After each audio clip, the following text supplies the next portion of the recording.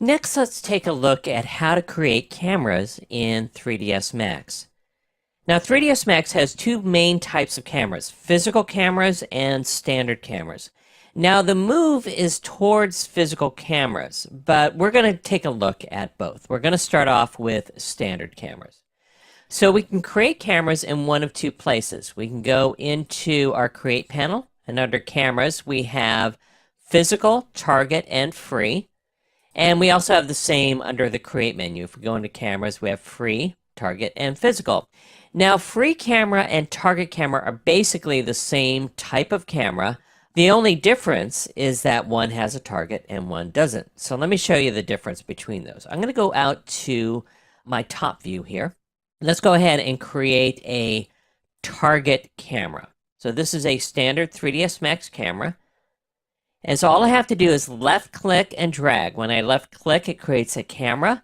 And when I drag, it creates this target that the camera is pointing at. And when I let go, the camera is created. Now I can go into my move mode to move the camera, or I can select the target. Now I can select it here in the viewport, or I can select it from a list. So you can see here I have camera 01 and camera 01 target.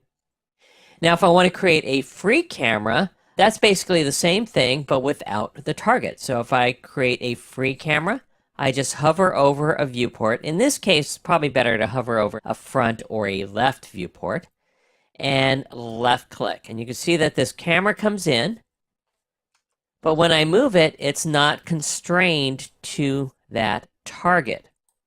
So it's basically an untargeted camera. So if I want to move it, I have to move it and rotate it rather than just position it. Now we can look through these cameras simply by left clicking on a viewport and selecting the camera. So camera 01 is that target camera. And if I select this, you can see how I can move this and how it affects the viewport. Now if I select camera 2 and make sure that the viewport is also set to camera 2, you can see the effect of this camera as well. Now a nice thing about cameras is that you can navigate. So if I use my standard 3ds Max navigation controls, you can see how I can move my viewport and the camera will also move. So if I were to say dolly this camera, you can see how the camera moves even though I'm just manipulating the viewport. And I can truck the camera and I can orbit the camera as well.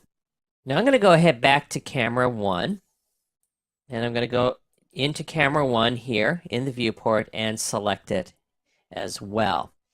Now let's take a look at the camera parameters here. So probably the most important parameter here is the lens length and field of view. Now these are interconnected. So the lens length is the 35mm equivalent lens size. So if I were to say create a 50mm lens, you can see that it kind of zooms out from where it was, or 24 or 28. As you can see that as the lens length gets longer or larger, the field of view gets smaller. Now the field of view really is just the angle of view of the camera. So as this lens length goes up, the angle goes down and the field of view gets smaller.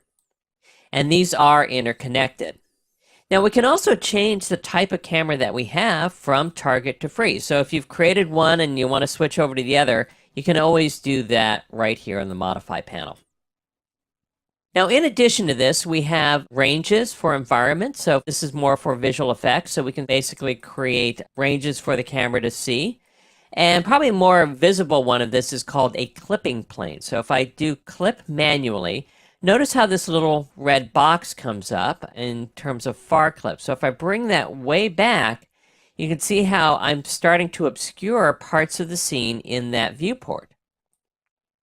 And this is a way to make your camera only see certain parts of the scene. Now you can use this for visual effects, or you can use it as a modeling tool. So if you have a complex model and you don't want to see the backing faces or something like that, you can basically plane your way out of it. But I'm going to go ahead and turn this off. Now we also have what's called a multi-pass effect. Now in this case, I can enable it, and we have what's called depth of field. Now we have two depth of fields as well as motion blur. Let's go ahead and create a depth of field mental ray. And then let's go ahead and hit preview.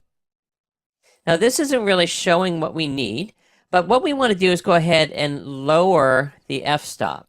And if we hit preview here, you can see how this is starting to blur parts of the scene. And this is what depth of field is basically parts of the scene are in focus and parts aren't. So if I turn off that multi-pass effect, you can see how it becomes clear again. So this is a way to get actual real-world camera effects. But if you're going to go down this route, it's probably better to start using physical cameras. So let me show you how those work. So I'm actually going to go ahead into my scene and select both of these cameras and delete them. So now we have also, in addition to the standard cameras, we have what's called a physical camera. So I'm going to go ahead and left click on that button. And under basic, it's going to start off with a targeted camera, which is great because that's kind of what I want. So I'm going to go ahead and just left click and drag, and it will create this camera. And just like with the standard cameras, I can move this around and manipulate it how I want. I can go into a viewport and look through that physical camera. Now if I select this camera and go into the parameters here, you can see that, well, one of the first things I can do is I can click on or off the target. So this is just like the difference between a free camera and a targeted camera for the standard cameras. I can change the distance to that target. I can also change physical attributes of the camera. So this camera is more like a real-world camera. So we can change it from a 35mm camera to any other type of custom camera. And we can also change the lens. So in this case, I defaulted to a 135, but I can make the focal length less or more. So if I bring this to a 50mm lens, you can see how I can get most of the scene into the frame. And again, just like with all cameras, I can use my viewport controls to manipulate it. Now we also have aperture for this camera. And notice how when I adjust aperture, these two planes come together and move apart. And these are really just representative of what is and is not in focus for this particular camera. And then the focus, actual focus of this is the target or a custom value that you can set. Now, in addition to this, we have a lot of other commands that really help to mimic real-world cameras. We have exposure, so we can actually do exposure compensation if we want. We have what's called bokeh, which is essentially depth of field that we saw before. And then we also have things such as perspective control and lens distortion. And what these do is they allow you to absolutely mimic real-world cameras and get them as close as possible. So as you can see, we have a lot of controls for camera. We have two main types of cameras in 3ds Max. We have standard and physical. And physical cameras are becoming the standard, but you have to understand both.